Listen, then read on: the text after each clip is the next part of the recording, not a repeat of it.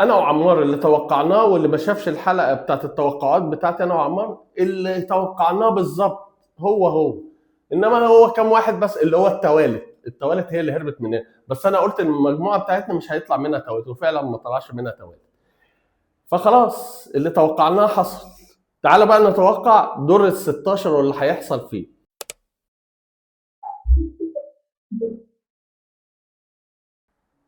يعني كده عندنا 8 ماتشات، 8 ماتشات. نقدر بقى نحلل الثمان ماتشات دوت ايه السيناريوهات اللي هتحصل فيه. اول ماتش هتلاقي السودان والسنغال. السودان والسنغال اتمنى ان شاء الله السودان ان هي تفجر مفاجاه، بس انا شايف ان الدنيا هتبقى صعبه عليها. مالي وتونس هتلاقي الماتش ده تونس هتفجر فيه مفاجاه، بس في الاخر هتلاقي الماتش رايح لمالي. ده توقعي.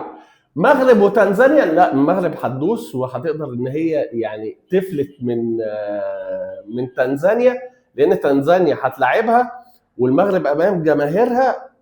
يعني هيبقى الدنيا صعبه، بس الماتش هيروح للمغرب. نيجيريا وموزمبيق.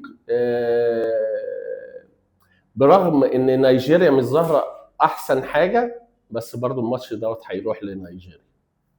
الله اعلم، انا يعني لا انا دجال ولا انا شيخ. تمام. جنوب افريقيا بقى والكاميرون. جنوب افريقيا لا، مش هتعمل حاجه.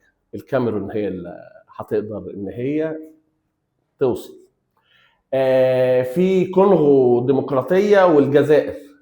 الجزائر منتخب عربي عنيد، والكونغو هي اللي هتكسب الماتش ده. ايش فيه؟ افتكروا كلامي.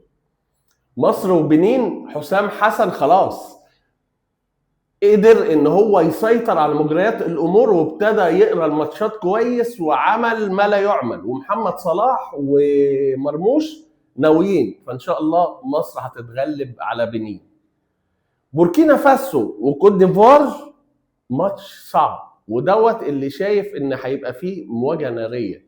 تمام. بس بوركينا فاسو السنه اللي قبل كوت ديفوار هي اللي هتقدر تسيطر. اصعب ماتش في الثمان ماتشات دول هو الجزائر والكونغو الديمقراطيه. ده اللي هتشوف فيه ماتش بجد وكانه نهائي مبكر.